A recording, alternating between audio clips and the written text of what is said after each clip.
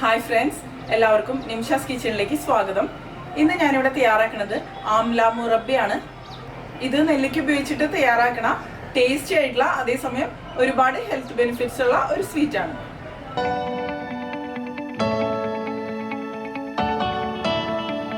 അപ്പം നമുക്ക് ആംല മുറബ്ബ തയ്യാറാക്കാൻ തുടങ്ങാം. അതിന് വേണ്ടിയിട്ട് ഞാനിവിടെ 1/2 കിലോ നെല്ലിക്ക എടുത്തിട്ടുണ്ട്. ഈ നെല്ലിക്ക ഞാൻ നന്നായിട്ട് കഴുകിയതിന് ശേഷം ഡ്രെയിൻ ചെയ്തെടുത്തതാണ്. ഇനി നമുക്ക് ഈ നെല്ലിക്ക ഒരു ഫോർക്ക് ഉപയോഗിച്ച് നന്നായിട്ടൊന്ന് കുത്തി കൊടുക്കണം. നെല്ലിക്കയ്ക്ക് ഇതുപോലെ ലൈൻസ് വരുന്നില്ലേ, ഈ ഭാഗത്താണ് ഞാൻ നന്നായിട്ട് കുത്തി കൊടുക്കുന്നത്.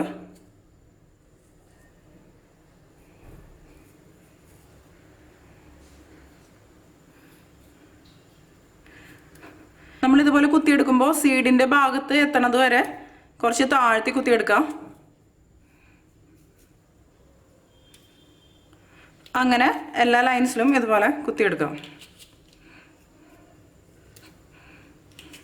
ഇതിപ്പോൾ ലൈൻസ് വെച്ച് അങ്ങനെ കുത്തണമെന്നൊന്നുമില്ല, ഇഷ്ടമുള്ള പോലെ നമുക്ക് എങ്ങനെ വേണമെങ്കിലും ചെയ്യാം. അതുപോലെ ഇതിൻ്റെ ഫ്രണ്ട് ഭാഗത്തും ചെയ്യേണ്ടത്, അതുപോലെ ബാക്ക് സൈഡിലും ചെയ്ത് ഇതേപോലെ കുത്തുണ്ട്. എന്നിട്ട് ഇത് വേറൊരു പാത്രത്തിലേക്ക് ഇട്ട് കൊടുക്കാം. ഇതുപോലെ നമുക്ക് എല്ലാ നെല്ലിക്കും കുത്തിയെടുക്കാം.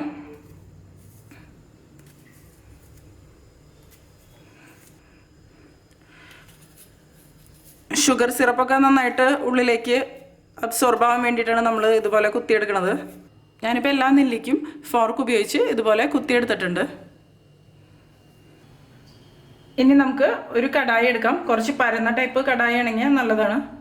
ഇതിലേക്ക് നമുക്ക് കുറച്ച് ഷുഗർ ഇട്ട് കൊടുക്കാം. ഞാനിപ്പോൾ ഇത് 1 കപ്പ് ഷുഗറാണ് ഇതിലേക്ക് ഇട്ട് കൊടുക്കുന്നത്.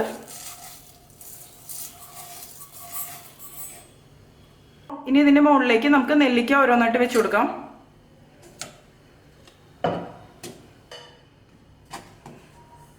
ഇനി ഇതിൻ്റെ മുകളിലേക്ക് 1/2 കപ്പ് പഞ്ചസാര ഇട്ട് കൊടുക്കാം.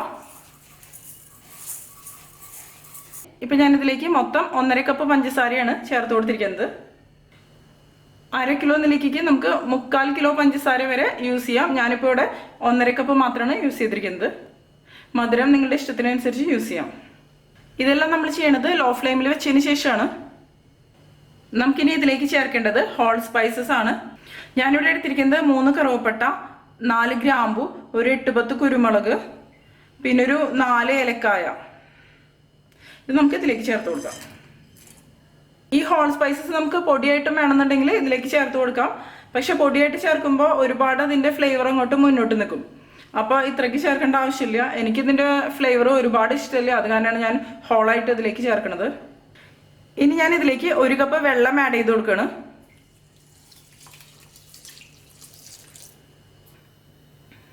ഇനി നമുക്കിതൊന്ന് മൂടി വെച്ച് കുക്ക് ചെയ്തെടുക്കണം. ഇടയ്ക്ക് നമ്മളിത് തുറന്നൊന്ന് ഇളക്കി കൊടുത്തുകൊണ്ടിരിക്കണം.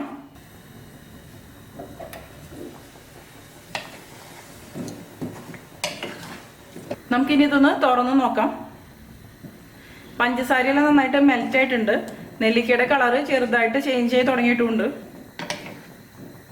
നെല്ലിക്കയുടെ കളർ ആ ഗ്രീൻ കളറിൽ നിന്നൊരു ലൈറ്റ് ഗോൾഡൻ ഷെയ്ഡിലേക്ക് വന്നിട്ടുണ്ട്. ഇത് നന്നായിട്ട് നമുക്കൊന്ന് ഇളക്കി കൊടുക്കാം. ഇനി ഇത് നമുക്ക് വീണ്ടും അടച്ചു വെക്കാം. ഇപ്പം കണ്ടില്ലേ, ഇതിൻ്റെ കളർ ഒന്നും കൂടി ചേഞ്ച് ആയിട്ടുണ്ട്. ഇത് ലോ ഫ്ലെയിമിൽ കിടന്ന് വളരെ സാവധാനത്തിലാണ് കുക്ക് ആവേണ്ടത്.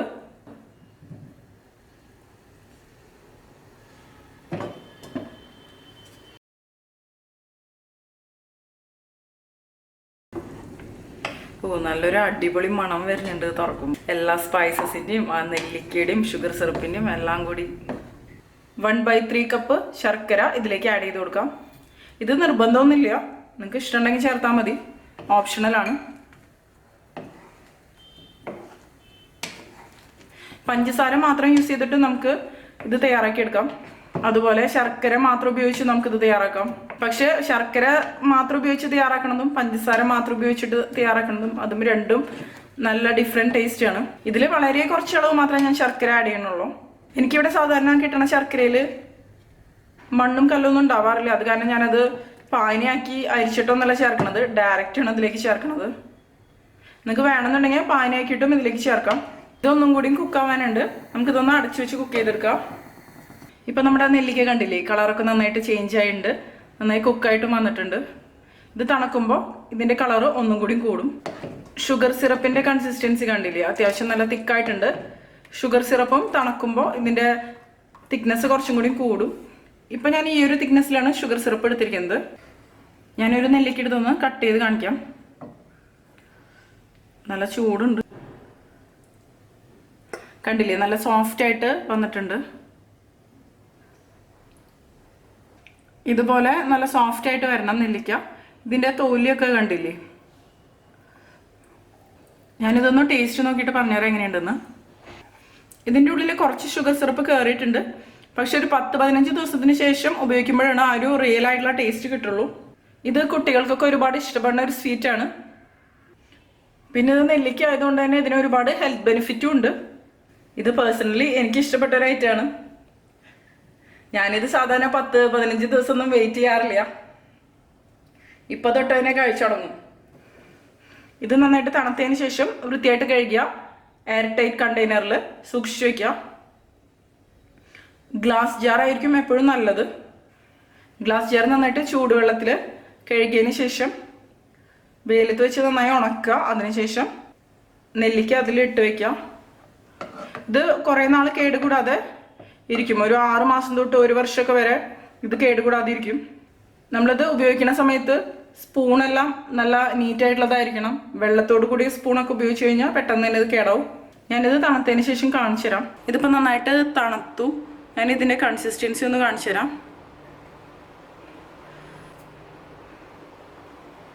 കണ്ടില്ലേ, തണുക്കുമ്പോൾ ഈ കൺസിസ്റ്റൻസി വന്നാൽ മതി. ചൂടോടുകൂടി ഇരിക്കുമ്പോൾ ഇതിനേക്കാളും കുറച്ചും കൂടി ലൂസായിരിക്കണം, എന്നാലേ കറക്റ്റ് ആവുള്ളൂ. അപ്പോൾ എല്ലാവരും ട്രൈ ചെയ്ത് നോക്കുക. എന്നിട്ട് നിങ്ങളുടെ എക്സ്പീരിയൻസ് ഷെയർ ചെയ്തോളൂ കേട്ടോ. ഈ വീഡിയോ നിങ്ങൾക്ക് ഇഷ്ടമാവുകയാണെങ്കിൽ മറക്കാതെ നിംഷാസ് കിച്ചൺ സബ്സ്ക്രൈബ് ചെയ്തോളൂ. ഒപ്പം ബെല്ലൈക്കൺ കൂടി പ്രസ് ചെയ്യാം. നിങ്ങളുടെ ഫ്രണ്ട്സിനും ഫാമിലിക്കും ഒക്കെ ഷെയർ ചെയ്യുകയും ചെയ്തോളൂ കേട്ടോ. അപ്പോൾ മറ്റൊരു വീഡിയോ ആയിട്ട് കാണുന്നത് വരെ എല്ലാവർക്കും ബൈ.